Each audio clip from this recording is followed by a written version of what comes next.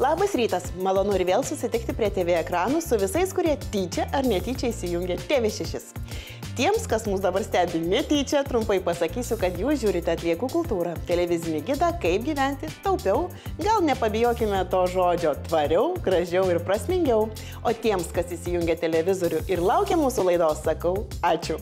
Mums tai tikrai labai svarbu. O dabar visus kviečiu pasižiūrėti trumpą šio ryto anonsą. Šiandien Atliekų kultūroje atlikėjas Arnas Švilpauskas žodžių į vatą nevyniojo. Rūšiavimas yra įprasta, kaip aš mėgstu sakyti, kai tu žinai, kad nuėjęs ant rimto reikalo į tualetą užpakalį turi nusivalyti, tai man atrodo, kad ir rūšiavimas lygiai tas pats dabar. Senų virtuvių fėja Vainora apie sunkumus atnaujinant virtuves. Mano, kaip sakau, priešai yra vyrai, nes dažnai moterys kreipiasi, jau susižino kainą, sutarėm viską ir tada sako, gerai, turiu įtikinti vyrą. Ir aktuali statybinių atliekų tema. Įkrytęs į rūšiavimo liniją, vinis perplėšia visą juostą, kaip pavyzdys 40 metrų, kuri kainuoja apie 5000, plus dar gaunasi prastovos. Kviečiame žiūrėti. Pirmajame siužete visiems gerai pažįstamas, visuomet linksmai nusiteikęs atlikėjas, radijo laidų ir renginių vedėjas Arnas Švilpauskas. Kokia jo patirtis tvarumo tematika ir kokios mintis aplanko matant piktybinius šiukšlintojus, netrukus sužinosite.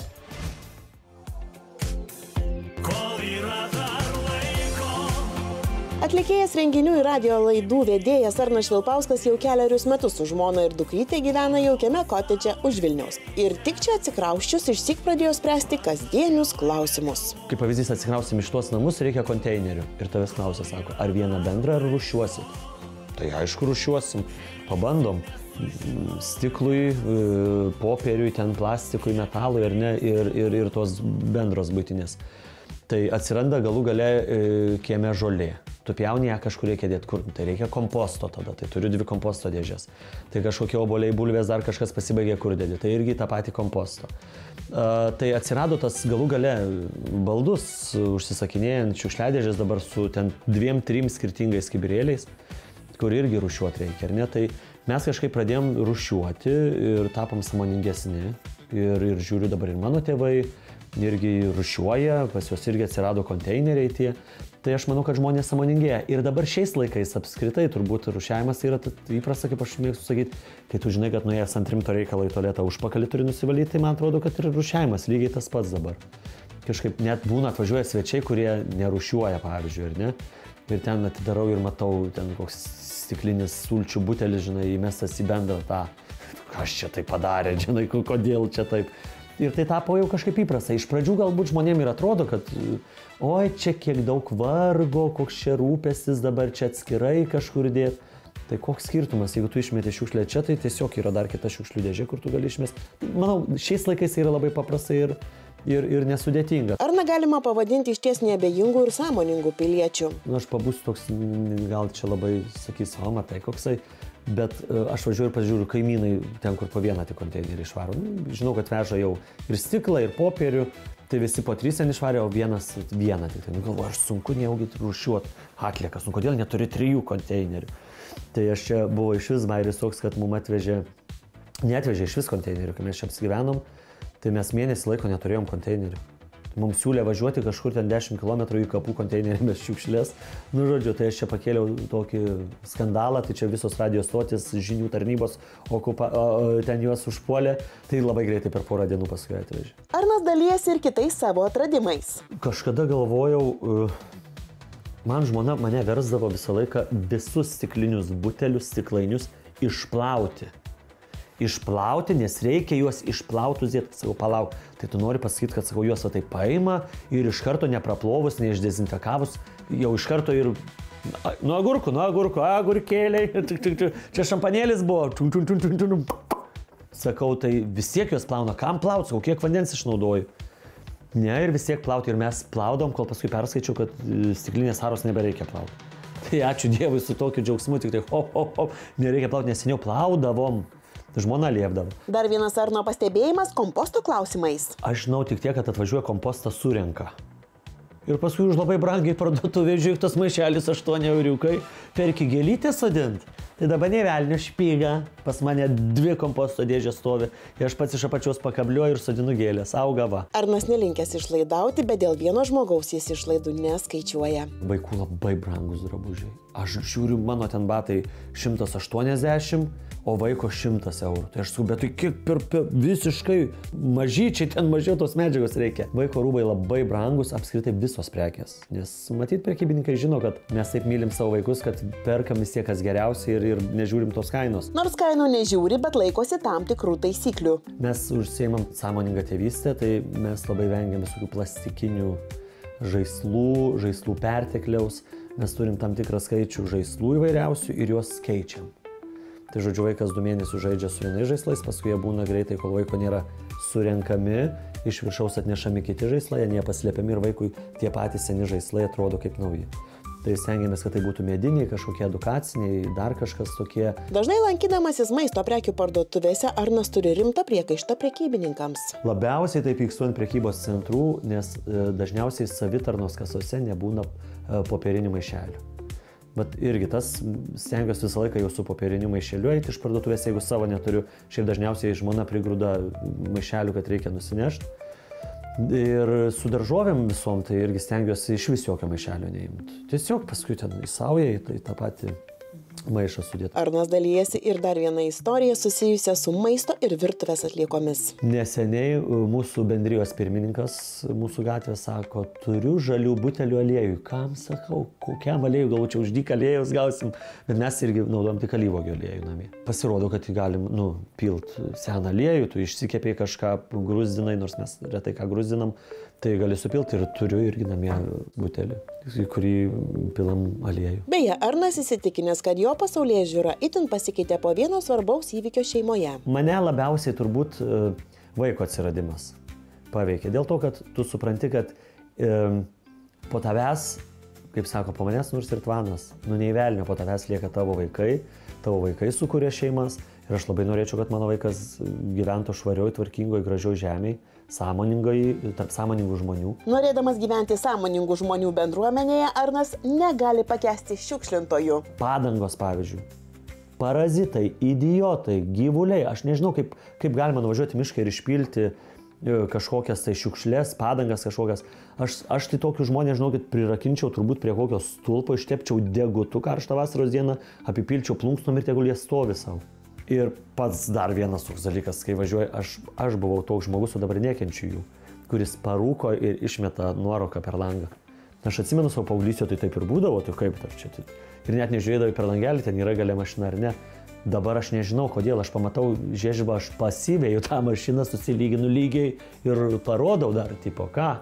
Tai vieną kartą va, taip man yra parodę, bet kiti tai kažkaip susigėsta. Aš neįsivaizduoju, man kažkaip yra protų nesuvokiama dabar tokie dalykai, kad taip galima. Yra žmonių, kurie turi tvirtą savo nuomonę bei aiškę poziciją. Gerbėme tokius pašnekovus ir tikimės, kad jūs, mūsų mėly žiūrovai, pasisėmėte įkvėpimo kartais net pakovoti už tvarias idėjas. Dabar TV6 eteryje reklama, susitiksime išsyk po jos.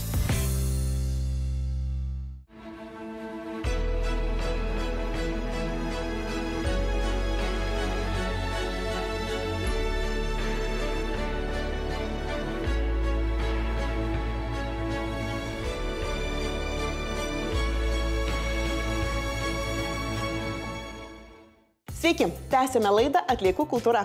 Šiandien mūsų aktualios informacijos rubrikoje panagrinėsime statybinių atliekų temą. Tad jeigu kaip tik dabar atliekate namuose remontą, kviečiu dar arčiau TV ekranų.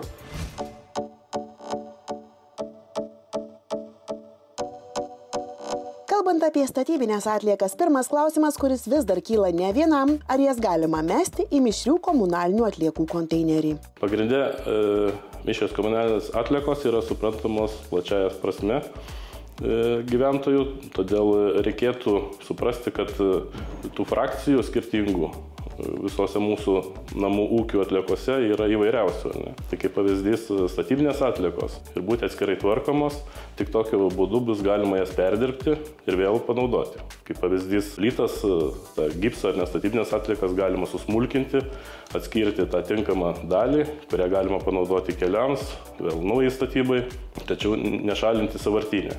Net tuo labiau kartu einanti tokia frakcija statybinių atliekų, jeigu jinai kartu eina su mišriomis komunalinėmis atliekomis, ji papuola į rūšiavimo gamyklą, tada jinai pridaro daug žalos, kurios, manau, kad gyventojai ne visi dar įsivaizduoja ir supranta. Tokių rūšiavimo, mechaninio ir biologinio apdorojimo gamyklų, taip vadinamų MBA, yra visoje Lietuvoje. Į jas atvyksta atliekos iš mišrių komunalinių atliekų konteinerių ir ten dar kartą perrūšiuojamos, atskiriant tinkamas perdirbimui atliekas, kurias elgdamiesi neatsakingai išmetėme į konteinerį skirtą mišrioms atliekoms. O kas nutinka, kai rūšiavimo linijas čia patenka statybinės medžiagos? Tai kaip pavyzdys, tarkime, jeigu į tokias atliekas, į tą mūsų kibiriuką, kuris yra po mūsų kriauklę, įmetame lango rėmą kartu su dideliu vinimi.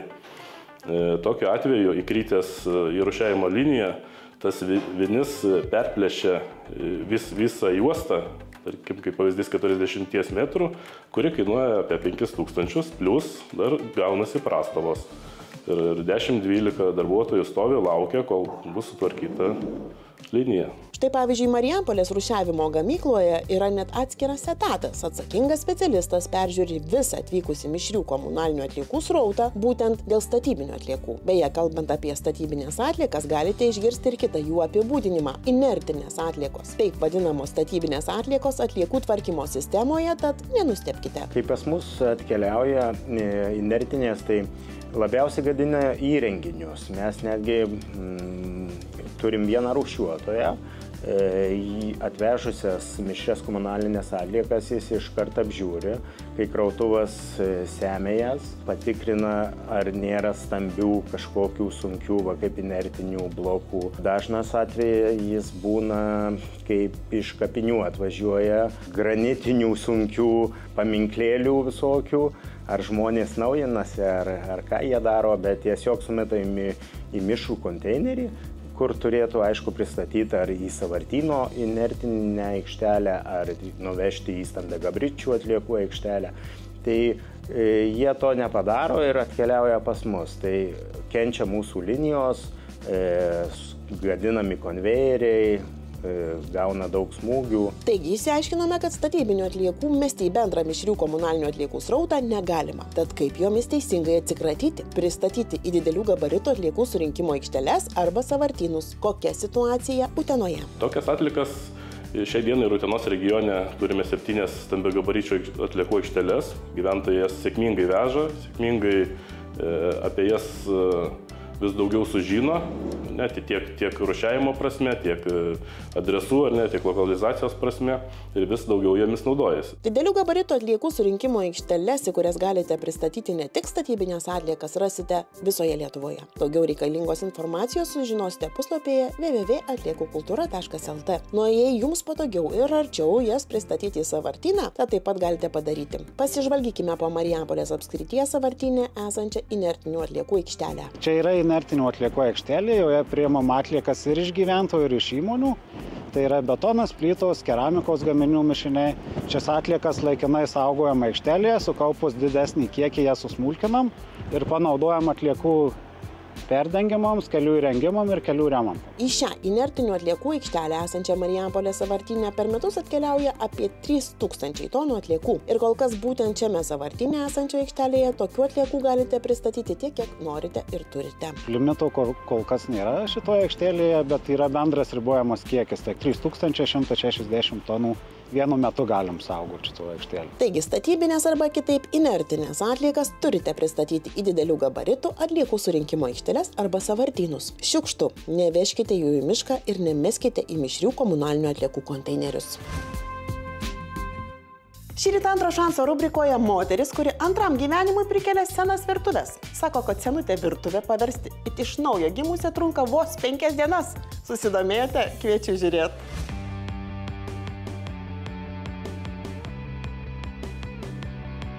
Šiandien vykstame į garažą. Vyrai paprastai ten laiko automobilius, o mūsų laidos herojė atnaujinamus baldus ir virtuves. Susipažinkite su senų baldų fėja Vainora. Esu kilusi iš Marijampolės krašto ir, kaip žinote, Marijampolė garsėjo taupumu Marijampolės žmonės.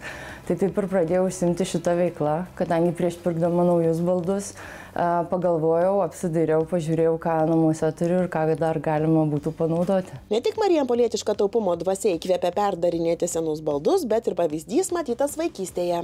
Tėvai visada užsiiminėjo namų remontais. Buvo didelis namas, tai remontas buvo pastovi būsena namuose. Ir žiūrėjau, ir pačiai teko daryti, tai realiai pradėjau remontus daryti, kai visiškai neturėjau supratimo ir dar tais laikais, kai medžiagos buvo labai prastos, tai gal taip ir įpratau, kad koks yra interjeras, tai tu gali savo pastangom ir tiesiog rinkdamasis spalvas, ar tai sienų, ar tai baldų, labai juos pakeisti. Bet dar tuo laiku irgi buvo nusistatymas, kad baldų dažyti negalima, lakuotų dažyti negalima, tai kai atsirado daugiau medžiagų, kurios leido, dėjosi gruntas ir tiesiog lakas, spalvas galėjai maišyti, kai atsirado tie geresni dažai vandens pagrindo, tai jau ir kvapo nebuvo, tai viskas taip tobulėjo ir pamažu ir mane įtraukė. Tačiau vaikystėje išsiugdytas noras remontuoti, perdarinėti ir baldams suteikti antrą šansą gana ilgam laikui nugulė į stalčių. Aš studijavau tarptautinį verslą, visada norėjau turėti savo verslą. Buvo sena svajonė, todėl to ir mokiausi, o po studijų teko dirbti banke, ofise. Ten nelabai patiko, supratau visgi, kad aš negaliu išsėdėti vietoje. Tada 7 metus ūkininkavau, melžiau pieninės karves ir dabar 2 metus su baldais dirbu. Po gana ilgų savo kelio paieškų Auksarankė grįžo prie tikrosios aistros – baldų atnaujinimo. Pirmuosius baldus dažiau prieš gal 8 metus, kažkas tokio. Kažkokia spintelė, žinau, kad geltonai dažiau, nes tiesiog tokie dažai ir buvo. Kažkaip nuvykau į tą parduotuvę, kur pardavinėja, sakiau, kad baldus dažysiu ir parodė kelias spalvas ir jos kokios buvo, tokios ir buvo, tokias ir ėmiau. Pirmosios spintelės buvo rastos kažkokiam apleistam name, tai man nebuvo gaila jų dažyti, kad ir sugadinsiu, o taip pamažu viskas įsisuko, pradėjau internete skelbti savo darbus, atsirado žmonių palaikymas ir galiausiai supratau, kad jau ir laisvalaikiu aš žiūriu kitų žmonių darbus, žiūriu idėjas, kaip jie atnaujino baldus ir jau 2 metus tuo pilnai užsiimu ir iš to gyvenu. Pasak Vainoros, atgaivinusi ne vieną spintelę, stalą ir kėdę, ji suprato, kad vis tik labiausiai prie širdies virtuvių atnaujinimas. Iš tikrųjų, kai dariau pirmą virtuvę, tai galvojau, kad jau niekada nebedarysiu virtuvės, nes labai sunku. Bet su laiku supratau, kad žmonės labiausiai vertina tokius didelius pokyčius kaip virtuvės perdažimas. Jie yra linkę mokėti daugiau pinigų, nes nauja virtuvė pasikeisti yra labai brangu ir iš tikrųjų man dirbti yra lengviau su virtuve negu su kokia nors komoda. Nes komoda didelė irgi ją įkelt, transportuoti yra sunku, apverst ir irgi daug fizinių jėgų reikalauja, tada būna taip, kad nešu aš ją į 4. aukštą, kažkas padeda, bet vis tiek tai yra sunku. Ir supratau, kad virtuvę aš tiesiog išsiardau plokštės ir nešu tiek, kiek pakeliu. Tai šiek tiek lengviau yra. Ir kai jau padariau daug virtuvių, supratau sistemą ir dabar aš tiesiog jau viską žinau ir ateinu į virtuvę, dabar profesinė liga, apžiūriu rankenėlės iš kurių laikų, kur pasipūtusios durelės, žinau tas probleminės vietas, tai kažkaip pagavau, kad ir žmonės labai jau sužavi, kad galima pakeisti tą seną, kad daug senų virtuvių turi potencialų, kad gali atsinaujinti, nes gal kiti galvoja, nudažysiu, nesilaikys, čia vis tiek virtuvėje garai, vanduo, o tos virtuvės labai gerai laikosi ir tikrai sena virtuvė gali atrodyti kaip nauja. Kokiu atsiliepimu sulaukia Vainora, kai žmogus jau pamato atnaujintą virtuvę? Labai būna nustebę ir labai džiugina mane tokie atsiliepimai. Dažnai žmonės sako, kad jau kalbėjau su meistrais ir kad daug meistrų sakė, kad viskas mesk, nieko tu čia neatnaujinsi. O tada žmonės radę mane atsinaujina ir tą spalvą išsirenka, rankenėlės ir visiškai pasikeičia virtuvė ir aš tai padarau gan greitai, per 5 dienas. Tai žmonėm nebūna namie nei dulkių, nei kvapo, viskas labai lengva, jiem nereikia iškraustyti visos virtuvės, gal stalčius iškraustyti, bet dureles aš tiesiog nusiimu ir atvežu, prisuku, tai ir jiem yra ir greita, ir paprasta. Ir man patinka darbuotis. Nors virtuvių atnaujinimas mūsų šio ryto herojai tikras džiaugsmas, tačiau vis tik yra vienas sudėtingas dalykas, kurį vargu ar įmanoma pakeisti. Mano, kaip sakau, priešai yra vyrai, nes dažnai moterys kreipiasi, jau susižino kainą, sutarėm viską ir tada sako, gerai, turiu įtikinti vyrą. Ir tada darysim, būna ir tokių situacijų, kur sako, įtikinau vyrą, bet dabar turit atvažiuoti rytoj, kad nepersigalvotų ir kad jau sutartume, tai tada bus gerai. Jo, dažnai, jeigu moteris užsako, su jie viską tariu, padarau darbus, ateina vyrai ir sako, bet tai, kad ir anas spalva buvo gerai, čia nieko nepasikeitė. Ir galvoju, aha, nepasikeitė. Tai, kaip kam svarbu yra tie pokyčiai, nes kiti gali gyventi ir jiem netaip rūpi tų baldų pokyčiai, o kiti būna, sako, aš nebegaliu žiūrėti į šitą oranžinę spalvą ar kažkas tokio, kad atvažiuokit gelbėt greičiau. Tiek šiandien informacijos ir žinių tvarumo tematika. Prieš atsisveikindama norėčiau vėl padėkoti Jums, mėlyjei, už savo aprangą. Šią palaidinę radau vienoje dėkui stotelių Vilniuje, kur Jūs paliekate įvairius tinkamus nešioti, bet Jums jau nebereikalingus drabužius ir kitus daiktus. Tokių mainų stotelių yra beveik visose Lietuvos regionuose. Ekrano apačioje kaip tik dabar matote jų pavadinimus. Tad nuoširdžiai kviečiu ne tik juose paieškoti kažko tinkamo Jums, bet ir pristatyti Jums nebereikalingus daiktus bei tekstilę. Dalinkimės ir taip mažinkime besaikį vartojimą. Šį rytą viskas, pasimatome lygiai po savaitės, kitą šeštadienį 11 ryto. Iki. Atliekų kultūra, tai menas, filosofija, tai poilsis atnaujintoje sofoje. Atliekų kultūra, tai įpročiai.